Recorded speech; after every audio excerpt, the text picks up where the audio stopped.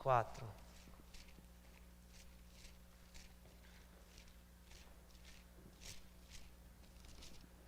Atos, capítulo 20, dos versos 17 a 24.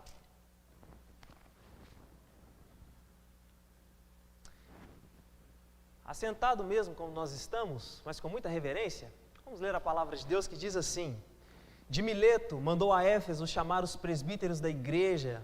Quando se encontraram com ele, disse-lhes: Vós bem sabeis como foi que me conduzi entre vós em todo o tempo, desde o primeiro dia que entrei na Ásia, servindo ao Senhor com toda a humildade, lágrimas e provações que pelas ciladas dos judeus me sobrevieram, jamais deixando de vos anunciar coisa alguma proveitosa e de vos ensinar publicamente também de casa em casa, testificando tanto a judeus como a gregos o arrependimento para com Deus e a fé em nosso Senhor Jesus Cristo. E agora, constrangido em meu espírito, vou para Jerusalém, não sabendo o que ali me acontecerá, senão que o Espírito Santo de cidade em cidade me assegura que me esperam cadeias e tribulações. Porém, em nada considero a minha vida preciosa para mim mesmo, contanto que complete a carreira e o ministério que recebi do Senhor Jesus para testemunhar o Evangelho da graça de Deus. Vamos orar mais uma vez? Senhor, nós estamos diante da sua bendita, inerrante, infalível palavra. Nesse momento, ó Pai, nós pedimos que a graça do Senhor venha sobre nós. Nós precisamos, ó Deus, ouvir aquilo que o Senhor tem a nos dizer. Ó Pai, por isso nós nos colocamos na dependência do Senhor essa manhã, sabedores, ó Deus, que o Teu Santo Espírito há de nos iluminar para compreendermos o que a Tua palavra nos diz. Transforma o nosso interior, ó Pai, é a nossa oração em nome de Jesus. Amém. Meus irmãos, a Igreja de Jesus é o organismo mais belo do mundo.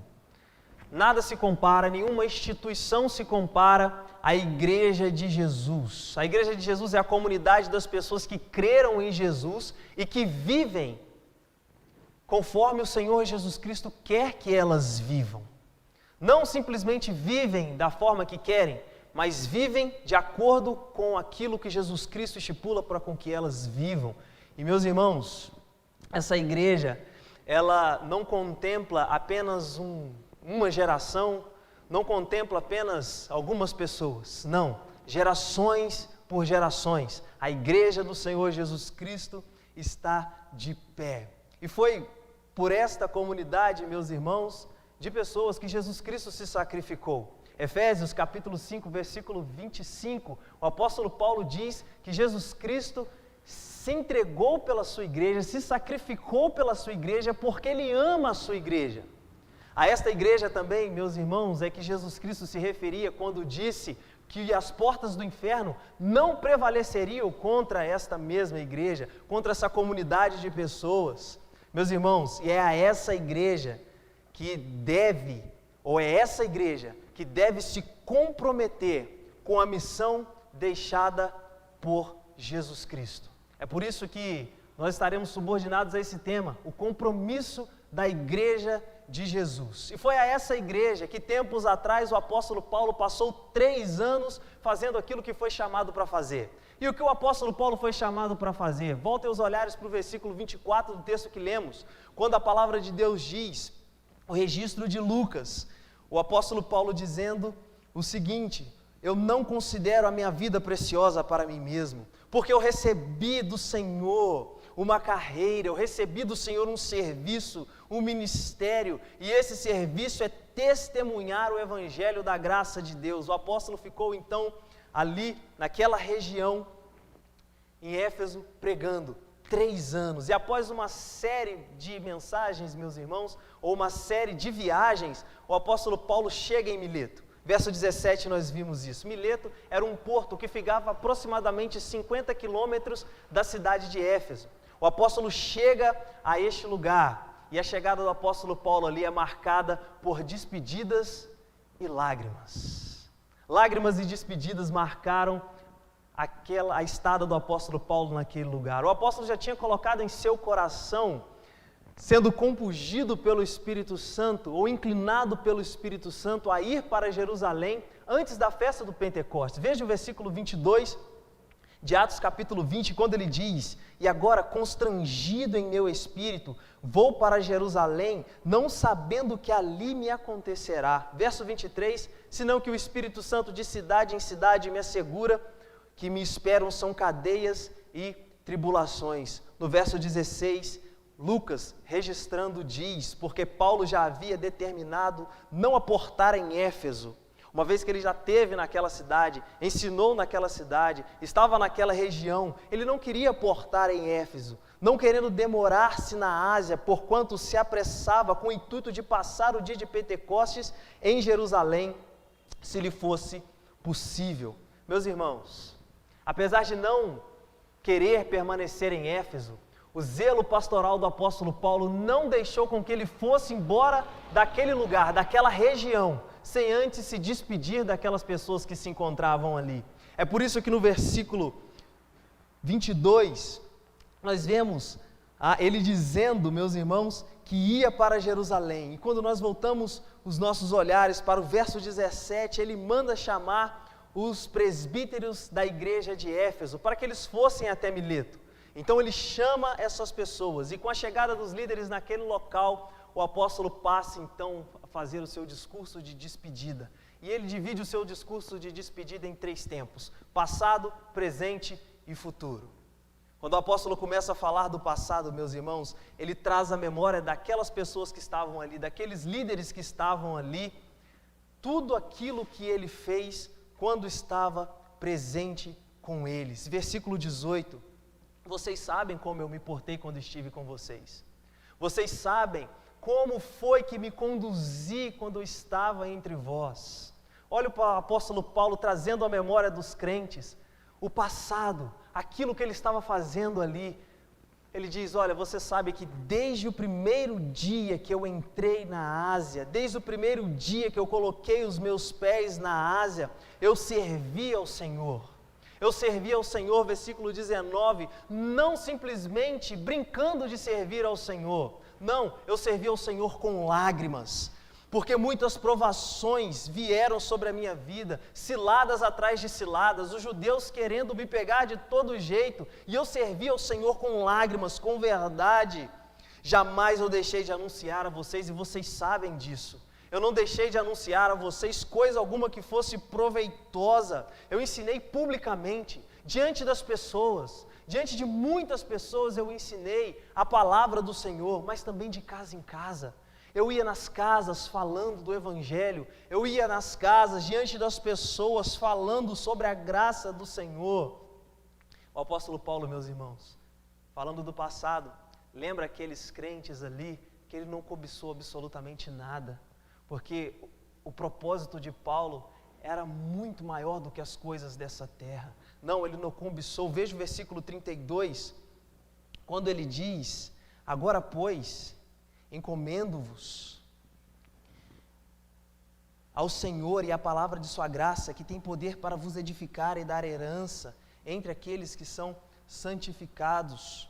Versículo 33, de ninguém cobicei prata, nem ouro, nem vestes, e vocês sabem, verso 34, que estas mãos serviram para o que me era necessário e aqueles que estavam comigo.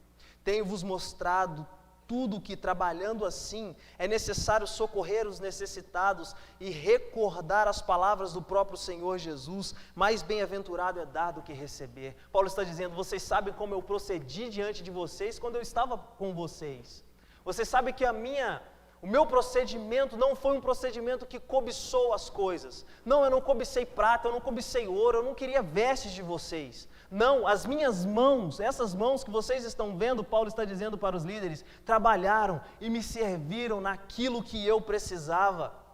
Então Paulo traz à memória o passado para aqueles crentes. Mas agora ele fala do presente. Ele mostra as suas emoções, meus irmãos, ele expõe as suas convicções.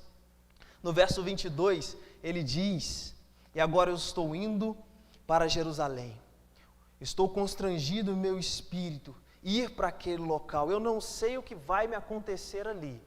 Eu sei que tribulações, angústias, perseguições, tudo isso me espera, cadeias e ciladas, todas essas coisas me esperam. Eu estou convicto de tudo isso, mas eu também estou convicto que a minha vida não é preciosa para mim mesmo. Contanto que eu complete a minha carreira, o propósito de Paulo estava em completar a sua carreira. Ele não pensava em qualquer outra coisa a não ser cumprir com aquilo que o Senhor Jesus Cristo o pediu para que ele cumprisse, testemunhar do Evangelho da graça de Deus. E meus irmãos, quando nós olhamos para a convicção que Paulo expõe aqui, nós vemos que essa convicção acompanhou Paulo até o final da sua vida. Quando nós abrimos a palavra de Deus em 2 Timóteo capítulo 4, versículo 8, nós vemos que no final da sua vida, o apóstolo Paulo diz ao seu amado filho na fé, que ele combateu um bom combate. Verso 7, ele completou a carreira, ele guardou a fé, e agora a coroa da justiça estava guardada para ele, porque ele trabalhou. A vida dele não foi amenidade, a vida de Paulo não foi simplesmente caminhar e falando algumas coisas sobre Jesus. Não, ele diz que combateu um bom combate. Ele fez aquilo que era necessário para testemunhar da graça de Deus. Então ele expõe essas convicções aos crentes que estavam ali, aos líderes da igreja de Éfeso. Olha, meus irmãos, eu estou aqui mostrando para vocês que a minha vida não é preciosa para mim mesmo, contanto que eu faça aquilo que o Senhor Jesus Cristo me pediu para fazer. E agora Paulo chama a atenção dos crentes para o futuro. Ele chama os seus ouvintes a cuidarem e a vigiarem, porque o perigo era iminente. Veja o verso 29, quando o apóstolo Paulo diz: eu sei que depois da minha partida, pensando no futuro, entre vós penetrarão lobos vorazes que não pouparão o rebanho. Entre vocês, as pessoas vão vir de fora, não vão poupar o rebanho. Eu estou indo embora e eu sei que quando eu sair daqui, muita gente vai querer fazer algumas coisas com o rebanho do Senhor que está nessa cidade. Eu sei, portanto, vocês devem ficar alertas, portanto, vocês devem vigiar e mais, vocês devem ficar tão alertas que do meio de vocês vai sair pessoas falando coisas pervertidas. Veja o versículo 30. Eu sei que quando eu for embora, lobos vorazes não pouparão o rebanho, e que dentre vós mesmos se levantarão homens falando coisas pervertidas para arrastar os discípulos atrás deles. Eu sei que dentre vocês, muitas pessoas vão se levantar para poder fazer discípulos, não de Cristo, mas discípulos de si mesmo. Portanto, verso 31, vigiem. Lembrem que por 3 anos, noite e dia, não cessei de admoestar vocês com lágrimas. Meus irmãos, quando nós olhamos para as palavras de Paulo aqui nesse discurso, que John Stott vai dizer que é o único discurso que foi direcionado a crentes no livro de Atos, nós vemos a carga de emoção presente nessas palavras de Paulo. Por 2 vezes ele está dizendo: eu com lágrimas eu servi vocês, com lágrimas eu ensinei vocês, por isso vocês devem ficar atentos, por isso vocês devem vigiar. Eu não passei 3 anos com vocês brincando de ser igreja, eu não passei 3 anos com vocês brincando de falar do Evangelho. Não, eu fiz isso com todo o meu ser, isso foi tão exposto que com lágrimas eu ensinei a cada um de vocês. Portanto, vigiem, portanto, fiquem atentos. Olhem para as coisas que estão acontecendo ao redor de vocês, olhem para todas as pessoas que estão inclusive perto de vocês e provem se a mensagem que elas estão dizendo está igual àquela que eu testemunhei para vocês, que é o Evangelho da Graça. Olha o que o apóstolo Paulo está dizendo, meus irmãos. Vigiem, o perigo é próximo, o perigo é iminente, o perigo está muito perto de vocês. Agora, pois, verso 32, encomendo-vos no Senhor e a palavra de sua graça, que tem poder para vos edificar e dar herança entre todos os que são santificados. Ao finalizar o seu discurso, meus irmãos, a emoção toma conta dos presentes naquele momento. Algumas pessoas aqui já foram nos projetos missionários da Juban. O culto da vitória na terça-feira. Quem já foi faz assim só para lembrar. O que acontece no culto da vitória no final? Todo mundo começa a chorar. Parece que nunca mais vai ver a pessoa. Fica uma choradeira danada, não é verdade? uma choradeira danada. Quem já foi sabe o que eu estou dizendo. É mais ou menos isso que está acontecendo aqui. É mais ou menos isso que o apóstolo Paulo, com o seu discurso e as pessoas que estavam ali ouvindo, estavam presenciando. Versículo 36, a palavra de Deus diz que uma emoção toma conta das pessoas que estavam ali. Porque Paulo disse a eles que eles não mais veriam o seu rosto. Tendo dito essas coisas, versos 36, ajoelhando-se, orou com todos eles. Que cena, meus irmãos. Pense nisso. Olha, eu estou indo para Jerusalém, o que me espera lá são cadeias, são ciladas, o que me espera lá é tribulação, o que me espera lá é dificuldade. Vamos orar, vem cá. Vamos orar, eu passei 3 anos com vocês, eu quero orar com vocês. Vamos nos ajoelhar aqui, vamos orar. Então houve grande pranto entre eles, diz o verso 37, e abraçando afetuosamente a Paulo, beijavam e ficaram entristecidos, especialmente pela palavra que dissera que não mais veriam o seu rosto. Então acompanharam Paulo até o navio. Provavelmente, Paulo sabia que aquele ali seria o último momento que veria aqueles irmãos, que ele não voltaria àquele lugar, devido a tudo que o Espírito Santo já tinha testificado para ele. Meus irmãos, apesar do discurso de Paulo ser dirigido a líderes, as palavras do apóstolo registradas por Lucas têm implicações práticas na vida de qualquer pessoa que faz parte da igreja de Deus, que segundo o verso 28 é uma clara demonstração da divindade de Jesus, ele comprou com seu próprio sangue. Olha o versículo 28, atendei por vós, por todo o rebanho, sobre qual o Espírito Santo vos constituiu pastores, vos constituiu bispos, para pastoreardes a igreja de Deus, a qual ele comprou com o seu próprio sangue. O nosso Senhor Jesus Cristo é o Deus eterno, e ele comprou a sua igreja com o próprio sangue, meus irmãos. É por isso que diante desse discurso de Paulo, hoje, em todos os momentos, em todas as épocas, em todas as gerações, a igreja de Jesus Cristo é convocada a se comprometer com o serviço do Senhor. Em primeiríssimo lugar, meus irmãos, nós precisamos olhar para esse texto e ver que nós precisamos nos comprometer com o serviço do Senhor. Quando nós lemos as cartas de Paulo, servo é a forma que ele se identifica. Eu, Paulo, servo do Senhor Jesus Cristo. Ele lembra, meus irmãos, aos seus ouvintes, que ele serviu ao Senhor desde o primeiro dia que ele pisou na Ásia. O versículo 18 ele está dizendo, vocês lembram disso? Vocês sabem que quando eu estive com vocês, eu não brinquei de servir, eu não fiquei ludibriando algumas coisas, eu não fiquei falando outras coisas, não, eu servi a vocês, eu servi ao Senhor. Eu estava com vocês servindo, eu estava com vocês servindo com lágrimas e mais, diante de muitas provações e diante de muitas ciladas. E meus irmãos, nós precisamos compreender que o comprometimento e o serviço devem andar de mãos dadas. Comprometimento e serviço devem andar de mãos dadas. Uma pessoa que quer servir, mas não é comprometida, não vai fazer muita diferença. Não, eu quero servir. Beleza, Roger, conta comigo lá, viu? Oi, conta comigo, pastor, conta comigo. Mas não existe comprometimento. Eu estou contando com você, cadê você?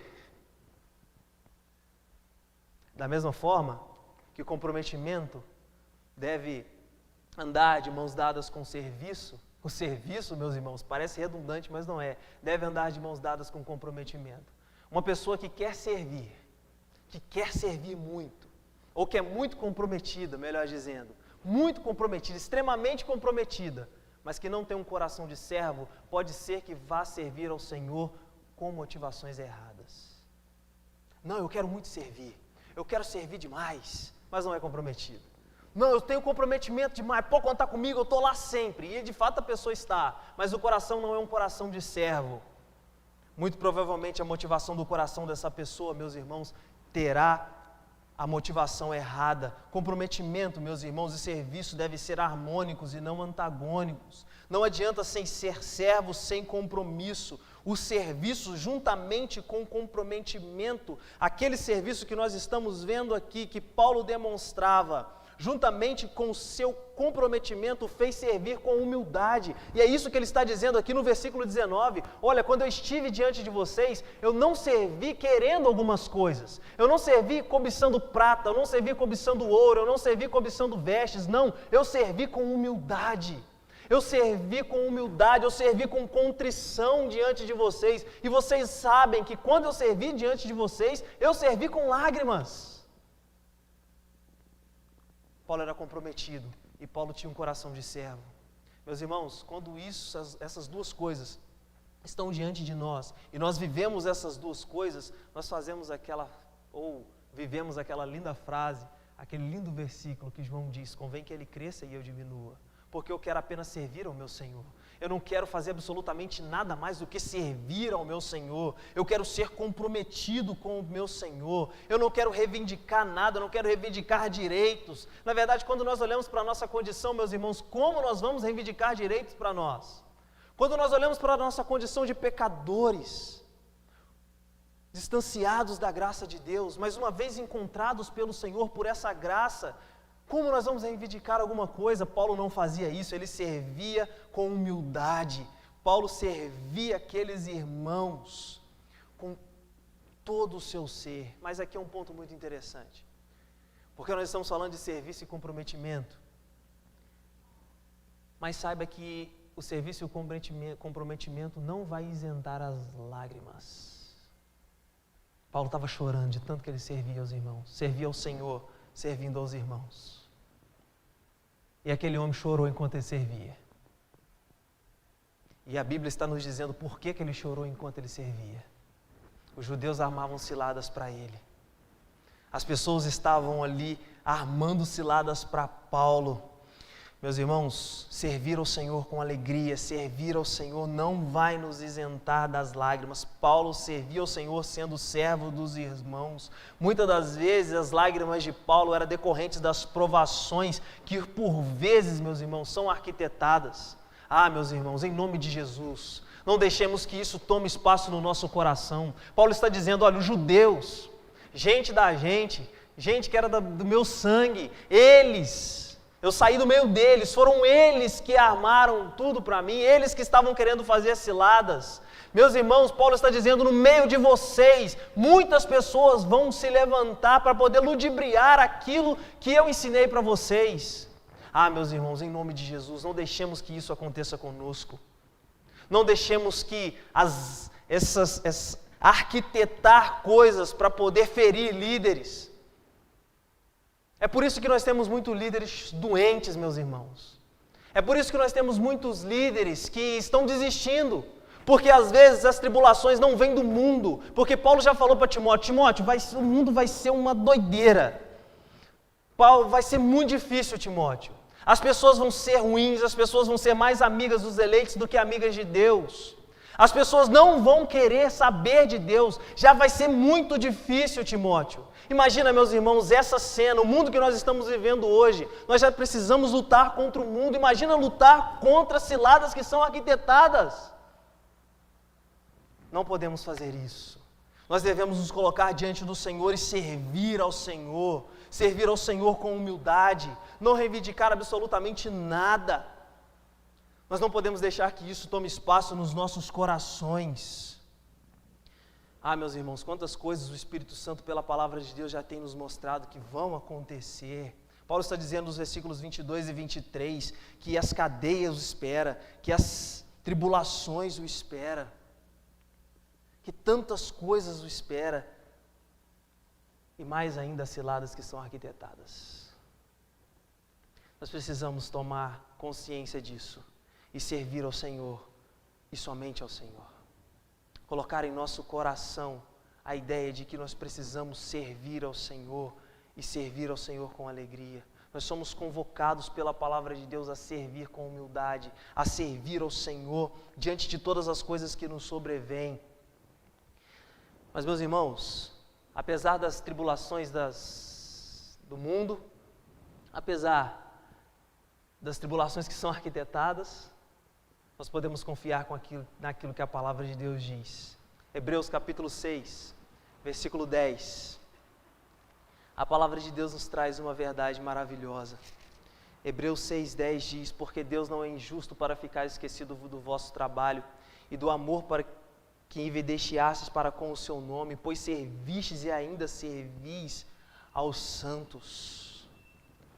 Mesmo diante das lágrimas, mesmo diante das tribulações, mesmo diante de todas as coisas que nos sobrevêm, nós temos uma promessa: Deus não vai se esquecer daquilo que nós temos feito para Ele.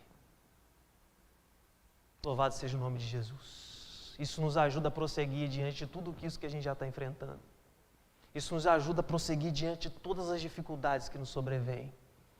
Portanto, meus irmãos, nós somos convocados a servir. É confiando na promessa do Senhor, é confiando naquilo que o Senhor fala aos nossos corações por Sua palavra, que nós podemos seguir firmes no compromisso de servir ao nosso Deus. Mais do que sermos convocados a servir, nós somos convocados a nos comprometer com a pregação fiel da palavra do Senhor. A pregação fiel, o comprometimento com a palavra, meus irmãos, é a base de tudo que nós fazemos como igreja de Jesus. Não tem como a gente trazer algo que seja externo, alheio àquilo que está na palavra de Deus e aplicar à igreja de Jesus. Porque nós estamos na igreja de Jesus e o que nós precisamos para conduzir a igreja de Jesus é a palavra de Jesus. Nada mais, ela é suficiente.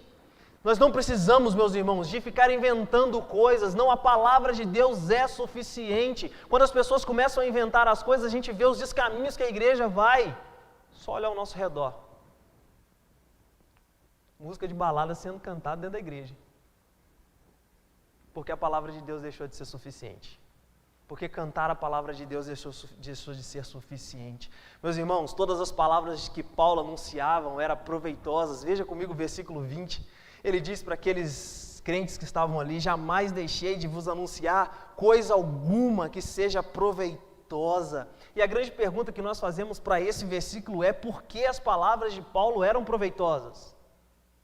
Porque, meus irmãos, estavam ligadas diretamente com os desígnios de Deus. Veja o verso 27, quando ele diz: porque jamais deixeis de vos anunciar todo o desígnio de Deus. Eu anunciei para vocês algo que era proveitoso. Eu anunciei para vocês algo que era maravilhoso. E o que é o desígnio de Deus? Os desígnios de Deus, aquilo que Deus está falando ao coração dos homens, como Paulo diz, que se arrependam e creiam no Evangelho. Essa é a principal mensagem que eu disse para vocês. E é isso que eu e você, meus irmãos, precisamos hoje estarmos comprometidos em fazer. Pregar os desígnios de Deus, mostrar ao mundo que existe sim uma salvação para toda essa destruição que nós estamos vendo. E são os desígnios do Senhor. Paulo estava falando: olha, eu mostrei para vocês coisas proveitosas. Não as coisas que eu pensava serem proveitosas. Não, coisas que eram de fato proveitosas, porque foram coisas que transformaram a vida de vocês. E as coisas que transformaram a vida de vocês, a palavra que transformou a vida de vocês é a palavra de Deus. Meus irmãos, quanto mais nós nos comprometemos com a palavra de Deus, mais as nossas palavras terão proveito. Sabe aquela coisa da pessoa que você conversa e que você não quer sair de perto dessa pessoa? Porque essa pessoa, o papo dela é bom. Porque a conversa daquela pessoa é boa. Sabe, Marco? Aquela resenha boa, né? Sabe aquela coisa? Porque as palavras dessa pessoa são proveitosas, porque as palavras dessa pessoa trazem deleite à nossa vida.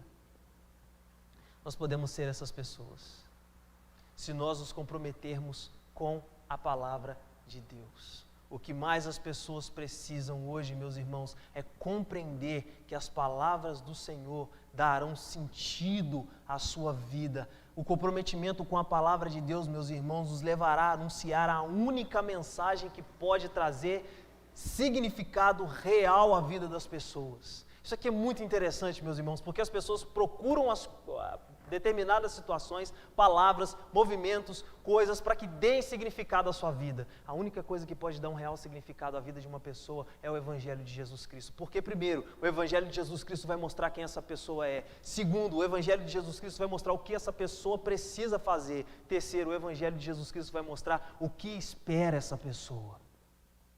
Então, todas as pessoas que têm o Evangelho de Jesus Cristo ou creem no Evangelho de Jesus Cristo, essas pessoas encontram, sim, real significado para as suas vidas. Paulo pregava, meus irmãos, a todas as pessoas. Paulo pregava aos judeus e aos não-judeus, e ele pregava uma mensagem apenas. Uma mensagem, verso 21. Testificando tanto aos judeus como a gregos o arrependimento para com Deus e a fé em nosso Senhor Jesus Cristo. Meus irmãos, esta é a mensagem que a igreja deve se comprometer a pregar fielmente. A palavra de Jesus, o arrependimento, arrependam-se, creiam no Evangelho, porque as pessoas podem conquistar o que for nessa vida.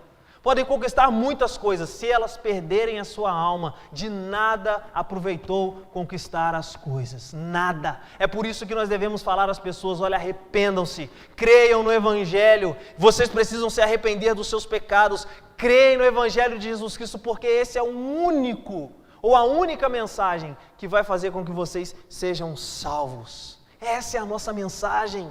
Meus irmãos, quando que nós paramos de pensar nisso, e aqui eu me refiro à igreja de um modo geral, quando nós pensamos de parar que é suficiente pregar às pessoas, creiam no Evangelho apenas, creiam no Evangelho, creiam em Jesus, arrependam-se dos seus pecados, porque a gente fica inventando coisa, meus irmãos. O Senhor Jesus Cristo está dizendo, Ele ensina isso no início do seu ministério, arrependam-se, creiam no Evangelho, é chegado o reino de Deus. Hoje nós precisamos imitar o nosso Salvador, arrependam-se, creiam no Evangelho, é chegado o reino de Deus. É necessário que preguemos, meus irmãos, com ousadia, com fidelidade a palavra do Senhor, porque esta é a mensagem que vai salvar os nossos amigos.